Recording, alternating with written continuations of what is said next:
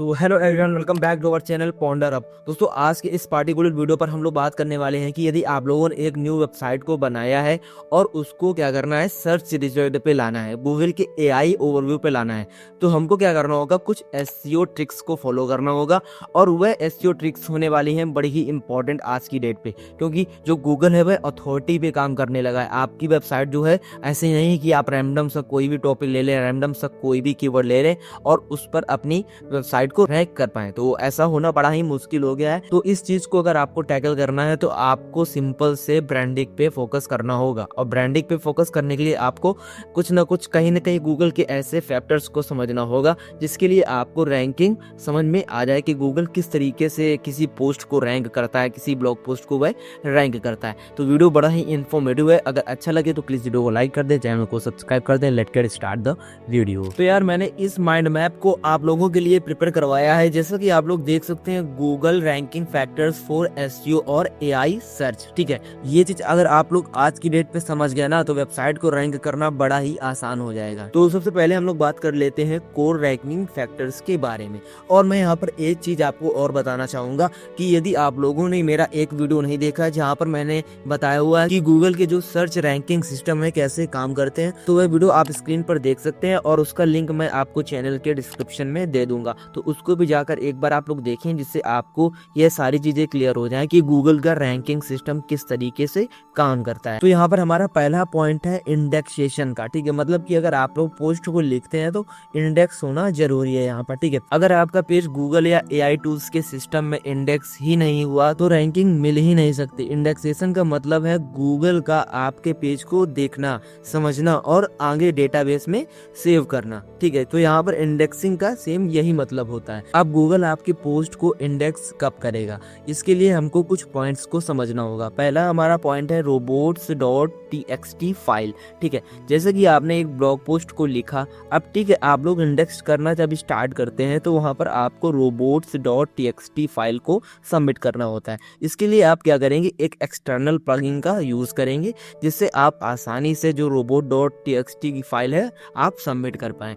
और जो most of the जो इंडेक्सिंग का इशू आता है तो ये robot.txt फाइल की वजह से ही आता है, क्योंकि ये प्रॉपरली सही से सबमिट नहीं होती है। अगर आप उसको सही से सबमिट कर देंगे तो ये इशू आपके पास नहीं आएगा। इस पर मैंने एक वीडियो बनाया है कि मेरी जो पोस्ट है वो कैसे इंडेक्स होती हैं, तो उसको आप डिस्क्रिप्शन में जाके देख सकते हैं। ठीक है, देन हमारा इस पर दूसरा पॉइंट है साइट मैप हमेशा अपडेट रखो। जैसे यहाँ पर अगर आप कोई पोस्ट लिखते हो, कोई पेज बनाते हो, जो उसका साइट मैप होता है उसको आपको सबमिट रखना है। ठीक है, देन नो इंडेक्स टैग का यूज बिना रीजन मत करो।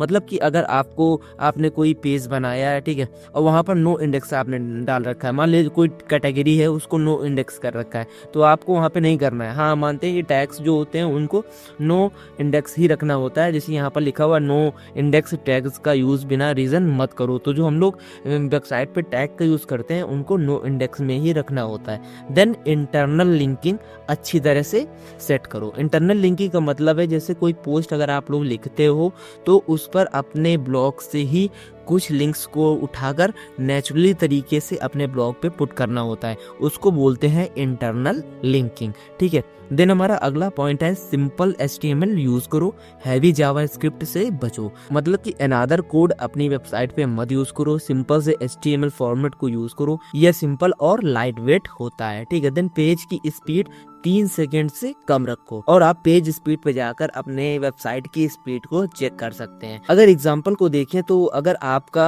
अपना ब्लॉग लिखा हुआ है लेकिन उस पेज पर नो इंडेक्स लगा हुआ है तो गूगल उसे कभी सर्च में नहीं दिखाएगा, चाहे कंटेंट कितना भी अच्छा क्यों ना लिखा हो। ठीक है, तो अगर आप लोग टैग यूज करते हैं नो इंडेक्स का तो आपका जो पोस्ट है वह इंडेक्स ही नहीं होगा और आपको पोस्ट को इंडेक्स करना है। तो इन 6 पॉइंट्स को अगर आप लोग समझ गए तो जो इंडेक्सिंग का इशू है आपकी वेबसाइट पर वह सॉल्व हो जाएगा। तो होप ये पॉइंट्स सारे क्लियर हैं। अब हम लोग अपने दूसरे पॉइंट्स की ओर चलते हैं, जो कि हमारा है मैचिंग सर्च इंटेंट का। यूजर जो सर्च करता है उसके पीछे एक इंटेंट होता है, जैसे इन्फॉर्मेशन उसको चाहिए या कोई लिस्ट चाहिए उसके, या फिर वह कंपैरिजन को ढूंढ रहा है, मतलब कि कोई प्रोडक्ट है उसका कंपैरिजन कर रहा है। आपका जो कंटेंट है इंटेंट से मैच करना चाहिए, ठीक है। अगर मैच नहीं करेगा तो जो गूगल के सर्च में आपका ब्लॉग है वह नहीं आएगा, क्योंकि वहाँ पर जो क्वेरी आती है, कोई अगर जाके सर्च करता है तो वह वहाँ पर कोई ना कोई इन्फॉर्मेशन को ढूंढता है, या फिर कोई कंपैरिजन ढूंढता है, या फिर कोई लिस्ट ढूंढता है, या फिर पॉइंट्स को ढूंढता है। तो आपका जो ब्लॉग होगा, जो आर्टिकल होगा, जो न्यूज आर्टिकल होगा, वह सर्च इंटेंट को मैच करना चाहिए। अगर कोई कीवर्ड, कोई भी टाइटल बनाते हैं तो उस पर जो कंटेंट आप डालने वाले हैं वह मैच करना चाहिए। उसके लिए हमको क्या करना है, गूगल की SERPs को चेक करो और देखो कि किस टाइप का कंटेंट रैंक कर रहा है। मतलब कि अगर रैंकिंग, अगर आप लोग समझ गए गूगल किस टाइप के कंटेंट को रैंक करता है, आपको उसी टाइप का कंटेंट लिखना है और वह रैंक करेगा।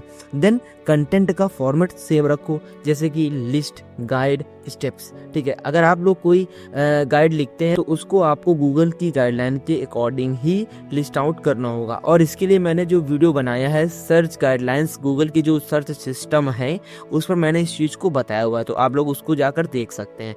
Then long tail keyword use करो, सिर्फ ब्रॉड टर्म्स अवॉइड करो। मतलब कि लॉन्ग टेल कीवर्ड का यहाँ पर मतलब है कि ऐसा कोई टॉपिक यूज़ करो जिसके अंदर लेंदी कंटेंट ना हो, सिंपल और शॉर्ट इन्फॉर्मेशन वाला कीवर्ड हो, उसको यूज़ करो। अगर ब्रॉड होगा तो इंप्रेशंस आएंगे बट क्लिक्स नहीं आएंगे। अगर एग्जांपल यहाँ पर समझें तो अगर यूजर सर्च कर रहा है बेस्ट फ्री एसईओ टूल्स और आप सिर्फ एसईओ का डेफिनेशन लिख रहे हो तो इंटेंट मैच नहीं होगा और रैंकिंग नहीं होगी। तो जैसे मान लिया कि आपने बेस्ट फ्री एसईओ टूल्स लिखा, ठीक है, अब आप वहाँ पर सिर्फ एसईओ का डेफिनेशन लिखोगे तो लोग वहाँ पर एसईओ टूल्स को सर्च करने आए और आपने क्या बताया वहाँ पर, उसके केवल डेफिनेशन को डिफाइन कर दिया, तो वहाँ पर आपको रैंकिंग नहीं मिलेगी, सर्च इंटेंट आपका क्लियर नहीं है। इससे आपका पोस्ट जो है AI ओवरव्यू में भी नहीं जाएगा, सर्च के रिजल्ट्स में भी नहीं शो होगा, ठीक है। तो यह था हमारा सर्च इंटेंट मैचिंग का पॉइंट, इसको आपको समझना होगा, उसके बाद अपने पोस्ट को डिजाइन करना होगा। देन हमारा तीसरा आता है कंटेंट रेलेवेंस। क्या होता है कि सिर्फ लिखना काफ़ी नहीं है, आपको यूज़र को कुछ नया और यूज़फुल देना होता है। इससे गूगल को लगता है कि आपका कंटेंट वैल्यू ऐड कर रहा है। इस पर हम लोग क्या करते हैं कि कॉम्पिटिटर को, टॉपिक को एनालाइज करते हैं। जैसे कोई आपका कॉम्पिटिटर है, आपने कोई टेक का ब्लॉग बनाया, ठीक है, उस टेक के ब्लॉग को आप क्या करेंगे कि दूसरे टेक के ब्लॉग को ओपन करेंगे, तीसरे टेक के ब्लॉग को ओपन करेंगे और उसके ट्रैफिक को तो आप एनालाइज करेंगे। उसके बाद उसके एक पर्टिकुलर पोस्ट को ओपन करेंगे और दोनों को कंपेयर करेंगे कि किस वे पे इसने इंफॉर्मेशन को डिलीवर करा हुआ है और उसके हिसाब से आप अपने ब्लॉग पोस्ट को लिखेंगे, ठीक है। देन हमारा दूसरा है टॉपिक को कंप्लीट डिटेल्ड में कवर करो। जैसे कि मैंने यहाँ पर बताया कि जब आप कंटेंट को देखेंगे तो आपको उसी हिसाब से उस टॉपिक को लिखना होगा और उसको डिटेल्ड में वहाँ पर कवर करना होगा। देन हमारा कीवर्ड्स की बात आ जाती है, तो हमें कीवर्ड्स को क्या करना होता है, URLs में, टाइटल्स में, मेटा डिस्क्रिप्शन में, H1, H2 और कंक्लूजन में नेचुरल तरीके से यूज़ करना होता है। इसको तो आप लोग कई वीडियोस पर, हर किसी की वीडियोस पे देखते होंगे और इसको फॉलो भी करते होंगे। अब एक एग्जांपल से इस चीज को आसानी से समझते हैं। जैसे कि एक एसईओ क्या है, एक कीवर्ड है, ठीक है, और इस कीवर्ड पर मल्टीपल आर्टिकल्स अवेलेबल है, मल्टीपल ब्लॉग्स अवेलेबल है। तो आप क्या करेंगे, यहाँ पर इस कीवर्ड को तो टारगेट करेंगे, बट यहाँ पर आप क्या करेंगे, आप रियल एग्जांपल्स को स्टेप वाइज यहाँ पर बता सकते हैं, जिससे आपका जो कंटेंट है रेलिवेंट हो जाएगा और वह गूगल के रिजल्ट पे रैंक करना स्टार्ट कर देगा। तो जो कंटेंट रेलिवेंसी होती है ये बहुत ही मैटर करती है, इसको आपको समझना होता है। देन अपने ब्लॉग्स, न्यूज आर्टिकल्स में यूज करना होता है। देन हमारा अगला पॉइंट है टॉपिकल अथॉरिटी का। ये आज की डेट में बड़ा ही इंपॉर्टेंट पॉइंट है, क्योंकि गूगल कई ऐसी वेबसाइट्स को यहाँ पर रैंक कर रहा है, किसकी वजह से, ऑल अबाउट अथॉरिटी की वजह से। अगर आप एक्सपीरियंस्ड हैं, आपके पास एक्सपीरियंस है, तो आपकी वेबसाइट रैंक करेगी, अदरवाइज आप रैंकिंग पे नहीं आएंगे। तो हमें इस पर क्या समझना होगा, ठीक है, आप इस चीज पर फोकस करें। जैसे कि यहाँ पर मैंने लिख रखा है कि एक ही टॉपिक पर बार बार क्वालिटी कंटेंट लिखने से गूगल को सिग्नल मिलता है कि आप उस फील्ड के एक्सपर्ट हो। रैंडम टॉपिक्स पर लिखने से अथॉरिटी नहीं बनती है। अब आपको यहाँ पर क्यों बोला जाता है कि एक सिंपल और आसान सा निच चूज करना है, एक टॉपिक पे काम करना है। इसी वजह से बोला जाता है कि आपको एक टॉपिक पे काम करना है, जिससे आप उस टॉपिक से रिलेटेड अपना जितना भी नॉलेज है, आप जो एक्सप्लोर करते हैं इस नेचर पे, उस चीज को आप वहां पर आसान भाषा में वहां पर समझा सकें।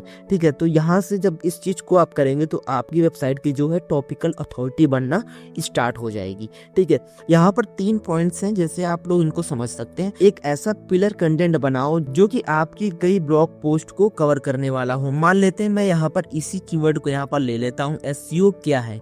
ठीक है, अब एसईओ क्या है, यहाँ पर हम लोग बता सकते हैं एसईओ कितने टाइप का होता है, एसईओ कैसे करते हैं, इस पर मल्टीपल क्वेश्चंस हो सकते हैं, उन पर आप पोस्ट बना सकते हैं। तो इस तरीके से आप कंटेंट पिलर को सेट कर सकते हैं। देन हमारा दूसरा पॉइंट है यहाँ पर, उससे रिलेटेड छोटे सपोर्टिंग आर्टिकल लिखो। मतलब कि जब आप पिलर कंटेंट बना लेंगे तो आपको वहाँ पर सपोर्टिंग आर्टिकल्स को भी लिखना पड़ेगा। देन सब आर्टिकल्स को आपस में इंटरनल लिंक से जोड़ दो। जैसे कि आपने एक पिलर आर्टिकल लिखा, देन आप वहाँ पर बता सकते हैं कि मेरे इस आर्टिकल को कंप्लीट पढ़ने के लिए आप मेरे इस पोस्ट पर क्लिक कर सकते हैं। देन आप वहाँ पर उससे भी रिलेटेड एक कीवर्ड लिखेंगे, उसको इंटरनल लिंक कर देंगे। ठीक है, तो इस तरीके से क्या होता है, टॉपिकल अथॉरिटी बनती है। जब वेबसाइट की आपकी टॉपिकल अथॉरिटी बन जाती है तो वह गूगल पर रैंक करना स्टार्ट कर देती है। आप स्मॉल लिस्ट को क्यों चूज करते हैं, इसी वजह से स्मॉल लिस्ट को चूज किया जाता है कि आप आसानी से एक टॉपिक को एक्सप्लेन कर पाए। यहाँ पर मैं एग्जांपल लेकर आपको समझाता हूँ कि अगर आप एसईओ पर वेबसाइट चला रहे हो तो आपको technical SEO, on page SEO, backlinks, सब टॉपिक्स पर आर्टिकल लिखते हो तो गूगल आपको एसईओ अथॉरिटी मानेगा और आपकी वेबसाइट को रैंक करेगा। देन हमारा 5वां पॉइंट यहाँ पर है बैकलिंक्स क्वालिटी का। ठीक है, ये एक बड़ा ही इंपॉर्टेंट पॉइंट्स रहता है, बट यहाँ पर क्या होता है कि कई ऐसी वेबसाइट गूगल पर अवेलेबल है जहाँ पर जाके आप लोग बैकलिंक्स तो बना लेते हैं, बट वो कहीं ना कहीं हाई क्वालिटी बैकलिंक्स नहीं होती हैं, समय के साथ ब्रोकन बैकलिंक्स हो जाती हैं। तो आपको इस चीज़ पर इतना फोकस नहीं करना है।